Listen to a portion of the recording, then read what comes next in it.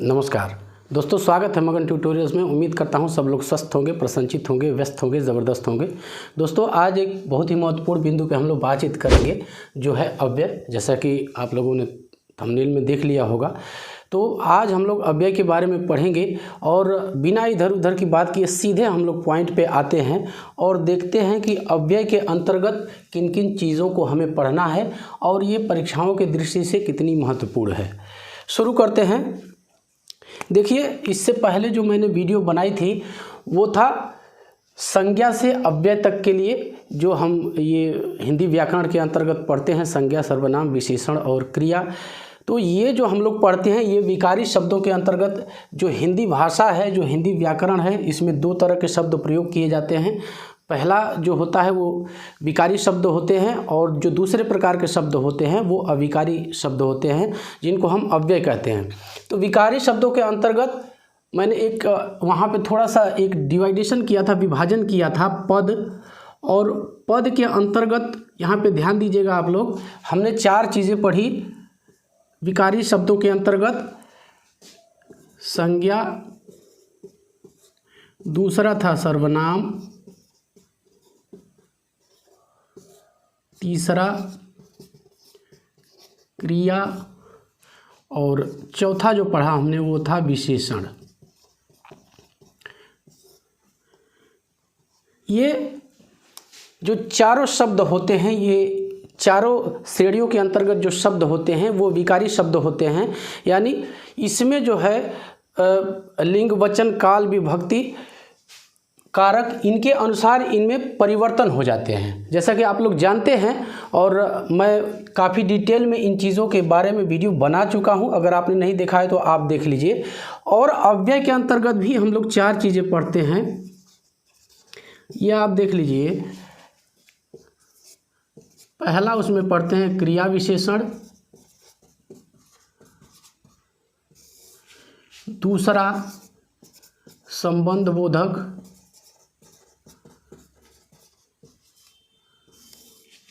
तीसरा पढ़ते हैं समुच्चय बोधक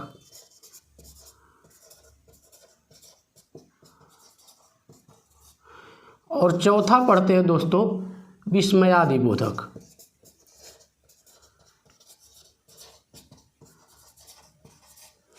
ये चार चीज़ें हम लोग अव्यय के अंतर्गत पढ़ते हैं। जब अव्यय की बात आती है और बच्चों से पूछा जाता है कि अव्यय क्या होता है, तो उनको समझ में नहीं आता है कि कहाँ से शुरू करें। मैंने एक मोटा मोटा आपको यहाँ फ्रेमवर्क बता दिया और ये चीज़ें भी आप इतनी चीज़ों पे भी फोकस कर लेते हैं, इतनी चीज़ें भी अपने दिमाग में बैठा लेते हैं, तो फिर आपको वहाँ अव्यय को समझने में दिक्कत नहीं होगी। जो ऊपर के चार टर्म्स हम लोग पढ़ते हैं, संज्ञा, सर्वनाम, क्रिया और विशेषण, ये विकारी शब्द होते हैं। इसमें जो है लिंग, वचन, काल, विभक्ति, कारक, वाच्य, इनके अनुसार परिवर्तित हो जाते हैं। ये जैसे हम एक लेते हैं, जैसे हम लिखते हैं पहाड़। हम जानते हैं पहाड़ एक संज्ञा है, लेकिन यदि इसका बहुवचन कर दिया जाए, बहुत से पहाड़ के बारे में अगर बात किया जाए, बहुत से, तो ये पहाड़ों हो जाएगा। तो आप समझ रहे होंगे ये विकारी शब्द हैं। ये वचन, लिंग, कारक इत्यादि के अनुसार इनके रूप में परिवर्तन होता रहता है। लेकिन जो अव्यय होते हैं ये अविकारी शब्द होते हैं। इसका मतलब ही होता है कि जो व्यय न हो या जिन शब्दों में विकार ही उत्पन्न न हो, यानी लिंग, वचन, काल, विभक्ति, इनका इन शब्दों पर कोई प्रभाव नहीं पड़ता है। लिंग, वचन, काल, विभक्ति चाहे जो भी हो, लेकिन ये शब्द सदैव अपने मूल रूप में ही रहते हैं, सदैव एक से रहते हैं। तो समझ गए होंगे इसको। इसलिए मैंने यहाँ पे बताया कि जो चीज़ें हम लोग पढ़ने वाले हैं उन चीज़ों पर हम लोग आवृत्त हों पूरी तरह से, हम वहाँ पे आ जाएं। इसलिए मैंने इस चीज़ को बताया यहाँ पे थोड़ा सा कि जो ये ऊपर की चार चीज़ें होती हैं वो हम लोग विकारी शब्दों के अंतर्गत पढ़ते हैं। ये पद के ही 8 भाग हैं। जो पद होता है इसके बारे में मैं ज़्यादा नहीं बताऊँगा, सीधे आज की पॉइंट पे आएंगे, नहीं तो फिर तो वीडियो थोड़ी सी लंबी हो जाएगी। तो सीधे पॉइंट पे आते हैं। इसमें पहला जो है वो क्रिया विशेषण है और अव्यय के अंतर्गत जो पहला हम लोग ये पढ़ेंगे, पहला टर्म जो है वो क्रिया विशेषण। तो क्रिया विशेषण होता क्या है, इसमें बहुत आपको समझाने के लिए नहीं है, आप जानते हैं। जैसा कि ये हेडिंग है, जो ये शब्द है, ये खुद अपने आप में अपनी परिभाषा खुद स्वयं ये बयान कर रहा है कि ये क्या है। फिर भी एक लाइन कहता हूँ आपको कि जो शब्द क्रिया की विशेषता बताते हैं वो क्रिया विशेषण कहलाते हैं। सीधी सी बात है, जो शब्द क्रिया की विशेषता बताते हैं वो क्रिया विशेषण कहलाते हैं। तो इसके अर्थ के बारे में हमें कोई दिक्कत नहीं होनी चाहिए। आप लोग समझ भी गए होंगे, मैं निश्चित हूँ, क्योंकि आप लोग, मैं जानता हूँ, चाहे बच्चे हो या बच्चियाँ हों, ये आप लोग ग्रेजुएट हैं, टेट हैं, और सबसे बड़ी बात मैं कहूँ कि एक लंबा समय दे चुके हैं, और वही जो बहुत से लोग हैं उनको मैं कहूँ कि वो कहीं ना कहीं टीचिंग या फिर इस तरह से कोई न कोई प्रोफेशनल वर्क में होंगे, तो उनको यहाँ पे इतना ज़्यादा मुझे स्पष्ट करने की ज़रूरत नहीं है। जो शब्द क्रिया की विशेषता बताते हैं वो क्रिया विशेषण कहलाते हैं। और मैं ये मान के ही चलता हूँ, जब मैं आपकी क्लास लेता हूँ तो मैं ये मान के ही चलता हूँ कि आप लोग 95% या हम कहें कि 100% आप अध्यापक हैं। कोई ये ज़रूरी नहीं है कि आप सरकारी जॉब में आ जाएंगे या फिर किसी अच्छे पेमेंट पे आपको नौकरी मिल जाएगी तभी आप अध्यापक कहलाएंगे। नहीं, ऐसा नहीं है। पैमाना ये नहीं हो सकता। यदि आप 10 बच्चों को पढ़ाते हैं, 20 बच्चों को पढ़ाते हैं कहीं पे, और वो उनसे आपसे वो लाभान्वित हो रहे हैं, तो आप निश्चित रूप से अध्यापक हैं। अपने आप में ये भाव आप रखिए। चलिए पॉइंट पे आते हैं सीधे। क्रिया विशेषण के भेद। क्रिया विशेषण के भेद कितने होते हैं? तो जो क्रिया विशेषण का भेद किया जाता है दोस्तों, वो 2 आधारों पे किया जाता है। पहला जो आधार इसमें है वो है अर्थ के आधार पे, और जो दूसरा आधार है वो है रचना के आधार पे या शब्दों की बनावट के आधार पे। तो इन दोनों आधारों पे जो क्रिया विशेषण है, यानी जो एडवर्ब है, इसको हम लोग बारी बारी से देखेंगे। यहाँ काफ़ी सारी चीज़ें मैंने पहले से ही लिख दी हैं ताकि आपके नज़रों में ये रहे। एक छोटा सा मोबाइल स्क्रीन होता है, यदि आप इसका स्क्रीनशॉट भी ले लेते हैं और चलते फिरते एक नज़र डाल लेते हैं, तो जो इससे प्रश्न आएंगे, मैं 100% श्योर हूँ कि वो प्रश्न आपसे कभी गलत हो ही नहीं सकते। तो इतना भी करेंगे तो बहुत है। चलिए बहुत जल्दी देखेंगे, 10 मिनट आपका समय मैं लूँगा। पहला जो इसमें है, जो अर्थ के आधार पर वर्गीकरण किया जाता है, उसमें होता है स्थानवाचक क्रिया विशेषण। स्थानवाचक क्रिया विशेषण। अब एक ही लाइन में मैं बताऊँगा कि ये क्या बताते हैं। ये क्रिया की स्थिति को बताते हैं, क्रिया की स्थिति को बताते हैं, या क्रिया के दिशा को ये बताते हैं। क्रिया की स्थिति क्या है या क्रिया की दिशा क्या है। चूँकि क्रिया की ही विशेषता बताते हैं, तो जो कुछ भी यहाँ पे आपको डिवाइडेशन मिलेगा, जो कुछ वर्गीकरण मिलेगा, वो क्रिया के ही किसी न किसी रूप की व्याख्या करेगा, उसकी विशेषता बताएगा। ये ध्यान रखिएगा आप। अब यहाँ पे उत्तर जो मिलेगा हमको कहाँ, यदि स्थानवाचक क्रिया विशेषण की हमें पहचान करनी है, बात मुख्य रूप से पहचान की ही आती है। और परीक्षाओं में चाहे ये यूपी सुपर टेट हो, या फिर यूपी राजस्व लेखपाल हो, या फिर रेलवे हो, यूपीएसआई हो, तो इस तरह की जो भर्तियां होती हैं, जो पूछे जाते हैं, जो प्रश्नों की प्रकृति होती है, वो यही होता है कि शब्द दे दिए जाते हैं और पहचान करने के लिए कहा जाता है कि आप पहचानिए इसमें से क्रिया विशेषण कौन है। तो यहाँ पे जो स्थानवाचक क्रिया विशेषण होते हैं, उनसे कहाँ या फिर किधर, कहाँ और किधर, इन 2 प्रश्नों के उत्तर मिलते हैं। अब ये विशेषण आप देख लीजिए, क्रिया विशेषण कौन कौन से हैं। जैसे यहाँ, वहाँ, जहाँ, तहाँ, इधर, उधर, दाएं, बाएं। एक उदाहरण मैं आपको देता हूँ। जैसे एक उदाहरण यहीं पे छोटा सा मैं लिखता हूँ, हम वहाँ जाएंगे, वहाँ, हम वहाँ जाएंगे। अब यहाँ पे ध्यान दीजिएगा, यहाँ पे हम प्रश्न यदि करते हैं कि हम कहाँ जाएंगे, तो हमें उत्तर जो है मिलेगा वहाँ जाएंगे। इसी प्रकार से एक और हम कह सकते हैं कि तुम दाएं मुड़ोगे, तुम दाएं मुड़ोगे। तो यहाँ पे यदि किधर कहेंगे, यदि इस प्रश्न का हम उत्तर खोजें कि तुम दाएं मुड़ोगे, तो किधर मुड़ोगे, दाएं मुड़ोगे। तो इसका उत्तर मिलेगा। यानी स्थानवाचक जो क्रिया विशेषण होते हैं उसमें कहाँ और किधर, इन दोनों प्रश्नों के उत्तर हमें मिल जाएंगे।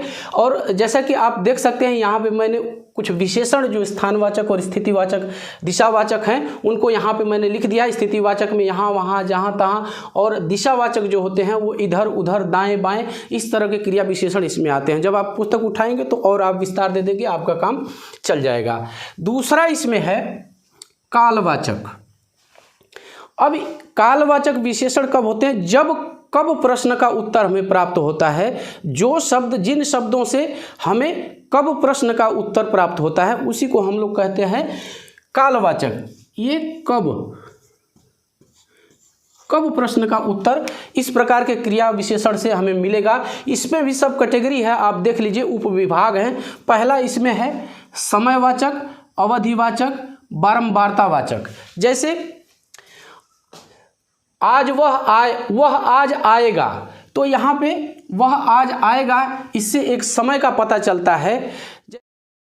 आजकल वह नहीं दिखता, आजकल वह नहीं दिखता, तो इस तरह के जो शब्द होंगे उससे अवधि का बोध होगा। इसी तरह से बारंबारतावाचक है, हमें प्रतिदिन व्यायाम करना चाहिए, तो यहाँ पे बारंबारता का पता चलेगा। इसका मतलब ये हुआ कि कब प्रश्न का हमें उत्तर किससे मिलेगा, इन शब्दों से मिलेगा। कब व्यायाम करना चाहिए, प्रतिदिन करना चाहिए। तो आप समझ गए होंगे। अगला हमारा है परिमाणवाचक क्रिया विशेषण। तो परिमाणवाचक क्रिया विशेषण क्या होते हैं दोस्तों? जिन विशेषण शब्दों से हमें कितना प्रश्न का उत्तर प्राप्त होता है उन्हीं को हम लोग कहेंगे परिमाणवाचक विशेषण। इसमें भी कुछ कैटेगरियां हैं, मैं आपको बता देता हूं। जैसे है इसमें अधिकता बोधक, जैसे यहाँ बहुत, खूब, अत्यंत, अति। यहाँ पे यदि एक वाक्य का प्रयोग करें हम इस बहुत को लेके, तो यहाँ पे कह सकते हैं छोकरी बहुत बोलती है। अब यहाँ पे छोकरी बहुत बोलती है, बोलती तो है लेकिन इसका परिमाण बताएगा कितना बोलती है, बहुत बोलती है। तो कितना प्रश्न का उत्तर हमें यहीं पे लिख देता हूँ इसको, कितना, यानी मात्रा का बोध कराएंगे। ये क्रिया विशेषण जो होते हैं ये मात्रा का बोध कराएंगे। एक आपको मैंने यहाँ पे मोटा मोटा लिख के आइडिया भी दे दिया कि छोकरी बहुत बोलती है, यानी ये जो है ये क्रिया की विशेषता बता रही है, कितना बोलती है, बहुत बोलती है। इसी प्रकार से इसमें सब कैटेगरी देख लीजिए। न्यूनता बोधक, ज़रा, छोटा, कुछ, पर्याप्ति बोधक, बस, काफ़ी, पर्याप्त, इस तरह के क्रिया विशेषण हो गए। तुलना बोधक, कम, अधिक, इतना, उतना। इसी प्रकार से है श्रेणी बोधक, बारी बारी, ज़रा ज़रा, तिल तिल। तो इस प्रकार के परिमाणवाचक जो क्रिया विशेषण होते हैं उसमें इस तरह के जो है शब्द आएंगे और इस तरह से आपको इनको पहचान करनी पड़ेगी। कितना लगाएंगे, प्रश्न करेंगे कितना, तो आपको वो क्रिया की मात्रा के बारे में, परिमाण के बारे में पता चल जाएगा। जो भी शब्द होंगे उत्तर में वही आएंगे और इस प्रकार से आप जो है इनकी पहचान कर सकते हैं। अगला है रीतिवाचक क्रिया विशेषण। तो इसमें भी काफ़ी सब कैटेगरी है। तो इसका मतलब यहाँ पे देख लीजिए, ऊपर से आते हैं कहाँ, कब, कितना, और यहाँ जो जिस प्रश्न का उत्तर हमें मिलेगा वो है कैसे। रीति मतलब क्रिया की विधि क्या है, किस प्रकार से क्रिया की गई, कैसे की गई। तो इस प्रश्न का उत्तर इस प्रकार के क्रिया विशेषण में मिलता है, इसीलिए इसको हम लोग कहते हैं रीतिवाचक क्रिया विशेषण। इसमें भी कुछ कैटेगरी मैंने लिख रखा है, देख लीजिए। प्रकार बोधक, जैसे ऐसे, वैसे, धीरे, अचानक, यथाशक्ति। जैसे वह यथाशक्ति पूजा करता है या वह यथाशक्ति दान देता है। तो इस प्रकार के जो वाक्य बनेंगे तो उसमें ये यथाशक्ति किस प्रकार, यानी यथाशक्ति, कैसे, यानी यथाशक्ति। इसी प्रकार से दूसरा है निश्चय बोधक, अवश्य, वास्तव में, सचमुच। जैसे मेरा भाई अवश्य आएगा, वह वास्तव में तेज दौड़ता है, या इस तरह से। तेज तो खुद अपने आप में क्रिया विशेषण हो जाएगा, तो इस तरह से आप बना सकते हैं। इसी प्रकार से अनिश्चयवाचक, अनिश्चय बोधक, शायद, यथासंभव। तो इस तरह के जो इसमें है शब्द आएंगे। इसी प्रकार से ये चौथा है, देख लीजिए, कारणबोधक इसलिए, अतः, क्यों। वह धीरे दौड़ा इसलिए सेलेक्ट नहीं हो सका, या आप कोई भी आप अपने दिमाग से बना लीजिए। इस तरह के जो शब्द होंगे कारणबोधक क्रिया विशेषण में वो आएंगे। निषेध बोधक, नहीं, मत, इस तरह के जो शब्द होंगे क्रिया विशेषण होंगे वो निषेध बोधक क्रिया विशेषण के अंतर्गत आएंगे। इसी प्रकार से है अनुकरण बोधक, गट गट, सर सर, धड़ाधड़, जैसे बच्चा गट गट दूध पी गया। तो इस तरह से जो है, इस तरह के जो वाक्य हम बनाएंगे उसमें इस तरह के विशेषण होंगे। और कैसे पी गया, तो गट गट पी गया। इसी प्रकार से इसमें छठवां है अवधारणा बोधक, तो ही, मात्र, तो ही और मात्र। तो इस तरह के जो क्रिया विशेषण शब्द होंगे वो इसके अंतर्गत रीतिवाचक क्रिया विशेषण के अंतर्गत आएंगे। तो दोस्तों इस प्रकार से हम लोगों ने देखा ये क्रिया विशेषण के अर्थ के आधार पर मुख्यतः 4 भेद हैं। स्थानवाचक, इसमें कहाँ प्रश्न का उत्तर मिलता है या फिर किधर प्रश्न का उत्तर मिलता है। इसी प्रकार से कालवाचक क्रिया विशेषण होते हैं, इसमें हमें कब प्रश्न का उत्तर मिलता है। तीसरे प्रकार के जो क्रिया विशेषण होते हैं वो होते हैं परिमाणवाचक, इसमें हमें कितना प्रश्न का उत्तर प्राप्त होता है। और आखिरी चौथा है रीतिवाचक क्रिया विशेषण, उसमें हमें जो मिलता है उत्तर वो है कैसे प्रश्न का उत्तर मिलता है, यानी क्रिया की विधि क्या है, क्रिया किस प्रकार की गई। तो इस प्रकार के प्रश्नों का हमें उत्तर इन क्रिया विशेषण के अंतर्गत मिलता है। कुछ यहाँ पे देख लीजिए, ये अर्थ के आधार पे हो गया, रचना के आधार पे भी क्रिया विशेषण के विभाग किए जाते हैं, तो उसको भी हम लोग आगे चल के देख लेते हैं कि वो क्या है। लेकिन परीक्षा की दृष्टि से मैं आपको बताऊं तो यही जो क्रिया विशेषण होते हैं परीक्षाओं में, जो परीक्षाएं हैं वनडे एग्जाम जो भी हैं जिनमें हिंदी व्याकरण आता है, सामान्य हिंदी है, तो इसी में से आपको प्रश्न मिल जाएंगे। यदि आप इस पे कंट्रोल कर लेते हैं तो इस भाग से आपके प्रश्न कोई भी गलत नहीं हो सकते। चलिए आगे का जो प्रकार है रचना के आधार पे कितने प्रकार के होते हैं उनको हम लोग देख लेते हैं। तो दोस्तों दूसरा आधार जो है क्रिया विशेषण के वर्गीकरण का, वो आधार है रचना के आधार पे। पहले आधार पे हम लोग देख चुके हैं अर्थ के आधार पे, अब रचना के आधार पे देखते हैं। तो रचना के आधार पे जो क्रिया विशेषण होते हैं वो 2 प्रकारों में विभाजित किए जाते हैं। पहला है मूल क्रिया विशेषण। ये क्या होते हैं, ये खुद में अपने आप में मूल क्रिया विशेषण होते हैं। इसमें किसी प्रकार के शब्दों का, अन्य शब्दों का, बल्कि कहें बाहरी शब्दों का प्रवेश नहीं होता है। ये अपने आप में मूल रूप में होते हैं। इन क्रिया विशेषण को बनाने में किसी और शब्द की मदद नहीं ली जाती है, अपने आप में ये यूनिक होते हैं। तो समझ गए होंगे, जैसे यहाँ पे, यहाँ, इधर, आज, बस, वह यहाँ आएगा, उसे इधर से जाना चाहिए, मेरा भाई आज आएगा। इस तरह से वाक्यों में प्रयोग करके हम इनको समझने के लिए समझ सकते हैं। तो मूल इसका यही है कि ये अपने आप में यूनिक होते हैं, ये किसी से व्युत्पन्न नहीं होते हैं, किसी अन्य शब्द से बनाए नहीं जाते हैं।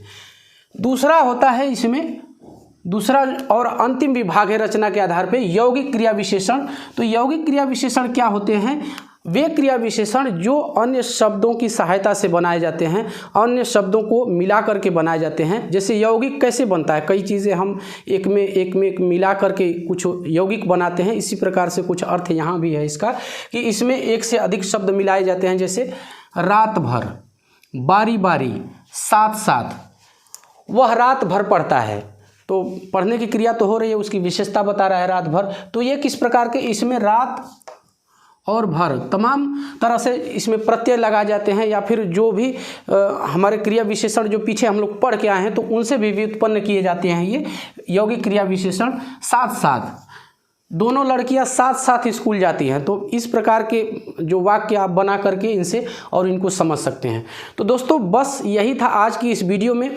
उम्मीद करता हूं कि आपको ये वीडियो पसंद आई होगी। और आपको एक चीज़ मैं यहाँ पे बताना चाहूँगा कि ये जो पाठ हम लोगों ने पढ़ा है, जो टर्म हमने पढ़ा है, इस पे ऑब्जेक्टिव टाइप के जो बहुविकल्पीय प्रश्न हैं हिंदी के, जो पिछली परीक्षाओं में पूछे जा चुके हैं, या फिर कुछ ऐसे प्रश्न भी मैं लाऊंगा कि वो निश्चित रूप से, या यूं कहें कि हम संभावना ही व्यक्त कर सकते हैं, लेकिन अति महत्वपूर्ण जो प्रश्नों का संकलन करके मैं लाऊंगा आपके लिए प्रैक्टिस सेट के रूप में, तो प्रैक्टिस सीरीज के रूप में, टेस्ट सीरीज के रूप में लाऊंगा। तो वो वीडियो भी मैं बहुत जल्दी ही 1 दिन के या 2 दिन के अंदर ही अपलोड कर दूंगा, तो उस वीडियो को भी आप लोग अवश्य देखिए। और दूसरी चीज़ मुझे आपको ये बतानी है कि हिंदी के जो तमाम महत्वपूर्ण बिंदु होते हैं, जो तमाम महत्वपूर्ण टर्म होते हैं, परीक्षाओं के दृष्टि से जो महत्वपूर्ण होते हैं, उनमें मैं ऑलरेडी वीडियोस बना चुका हूं, अपलोड कर चुका हूं, और लिंक उसकी आपको पूरे प्लेलिस्ट की ही लिंक आपको डिस्क्रिप्शन में मैं उपलब्ध करा दूंगा। आई बटन में भी आपको तमाम हिंदी के वीडियोस, जो अच्छे वीडियोस हैं, आपको लिंक मिल जाएंगे। वीडियो देखिए, ये सिलेक्शन आपका है दोस्तों, आप किस प्रकार से वीडियो का सिलेक्शन करते हैं। जो अध्यापक पढ़ाता है, आपको इस प्रकार के लोग बहुत कम मिलेंगे। मैं अपनी बड़ाई नहीं कर रहा हूँ, मैं आपको एक चीज़ बताऊँ कि जब YouTube पे वीडियो बनाने चलते हैं लोग, और हमें भी ये तमाम सजेशन मिलते रहते हैं कि जो ट्रेंडिंग टॉपिक्स है उस पे बनाइए, लेकिन मैंने इस तरह से अपने प्लेलिस्ट को नहीं बनाया है। मैंने जो एक सामान्यतः कक्षाओं में पढ़ाया जाता है, जिस प्रकार से मैंने पूरा जो पाठ्यक्रम है, जो पूरा सिलेबस है, उसके आधार पे उसी क्रम से वीडियोस बनाई हैं। यदि आप एक बार जाके उस प्लेलिस्ट को आप चेक करेंगे तो आपको पता चल जाएगा कि मैंने टॉपिक सेलेक्ट किया है। क्योंकि जो भी चीज़ें हम पढ़ते हैं, यदि एक चीज़ छोड़ के हम आगे बढ़ जाते हैं तो ऐसा नहीं है कि जो आगे की चीज़ है वो बिल्कुल कोई मतलब नहीं रखेगी, क्योंकि चीज़ें एक पे एक जुड़ी हुई होती हैं। और जब तक हम पहले की छोटी चीज़ नहीं जानेंगे तब तक हम आगे नहीं जान पाएंगे। जैसे विशेषण के अंतर्गत एक छोटी सी मैं चीज़ आपको बता रहा हूँ कि जब हम लोग अलंकार पढ़ते हैं तो वहाँ पे विशेषण, विशेष्य या उपमेय, उपमान की बात आती है। लेकिन अब उपमा अलंकार, रूपक अलंकार, उत्प्रेक्षा अलंकार, ये तमाम अलंकार हम लोग पढ़ते हैं, और विशेषण विशेष्य ही हमने नहीं समझा है तो फिर अलंकार को समझना, उतनी अच्छी प्रकार से समझना मुश्किल होगा। एक मैंने आपको ये उदाहरण दिया है, तो मुझे ये नहीं देखना है, मैंने ये नहीं देखा है कि कौन सा वीडियो हमारा ट्रेंडिंग में चलेगा, कौन सा ज़्यादा देखा जाएगा, नहीं। एक अध्यापक की मैं अध्यापक हूं और मैं चाहता हूं कि आप बच्चे बच्चियां जो भी हैं उनका मैं कुछ भला कर सकूं, उनको लाभ पहुंचा सकूं, उनका सिलेक्शन हो सके, उनको नौकरी मिल सके। तो इस आधार पे जो मैंने सोचा है, इन परीक्षाओं को दोस्तों मैंने जिया है और जाना है इन परीक्षाओं को गहराई से। जब तक आप समग्र रूप से पूरी तरह से चीज़ों को इकट्ठा करके नहीं पढ़ते हैं, यदि आप पढ़े होंगे, आप पढ़ते आ रहे होंगे, हो सकता है कि आपने पढ़ा होगा, मेहनत किया होगा, लेकिन आपका सिलेक्शन अभी तक नहीं हुआ होगा, तो आप खुद जानते होंगे कि चीज़ों को यदि आप क्रमिक रूप से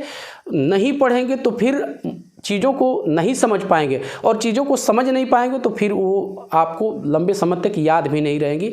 तो मैं तो यही कहूँगा कि आप क्रमिक अध्ययन कीजिए, स्टेप बाय स्टेप अध्ययन कीजिए, किसी भी चीज़ को छोटी समझ के न छोड़िए। तो बस शुभकामनाएं देता हूँ आपको कि आप जिस भी परीक्षा में बैठें, चाहे वो यूपी सुपर टेट हो, यूपी राजस्व लेखपाल हो, यूपी एसआई हो, बैंक हो, रेलवे, जिस भी परीक्षा में आप बैठ रहे हो उसमें आपका सिलेक्शन हो। ईश्वर से यही प्रार्थना करता हूं और विदा लेता हूं। मिलते हैं अगली वीडियो में। नमस्कार।